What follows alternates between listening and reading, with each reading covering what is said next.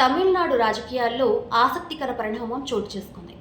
తమిళ వెట్రి కళగం అధినేత సీఎం విజయ్, తమిళనాడు ముఖ్యమంత్రి ఎంకే స్టాలిన్తో భేటీ కావడం ఇప్పుడు రాజకీయ వర్గాల్లో చర్చనీయాంశంగా మారింది.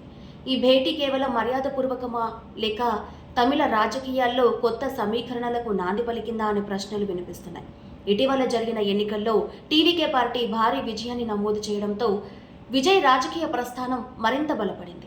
ఈ నేపథ్యంలో స్టాలిన్తో ఆయన భేటీ కావడం ప్రత్యేక ప్రాధాన్యతను సంతరించుకుంది. ఇద్దరు నేతల రాష్ట్ర అభివృద్ధి, యువత పాత్ర, భవిష్యత్ రాజకీయ దిశపై చర్చించినట్లు సమాచారం. అయితే ఈ సమాచారం తర్వాత సోషల్ మీడియాలో అభిమానుల స్పందన హాట్ టాపిక్గా మారింది. తమిళ రాజకీయాల్లో కొత్త అధ్యయనం మొదలైంది అంటూ విజయ్ అభిమానులు పోస్టులు పెడుతున్నారు. మరోవైపు డిఎంకే వర్గాలు కూడా ఈ భేటీని సానుకూలంగానే చూస్తున్నాయి. ఇక రాజకీయ విశ్లేషకులు మాత్రం ఇది తమిళనాడులో పరస్పర గౌరవానికి నిదర్శనమని చెబుతున్నారు.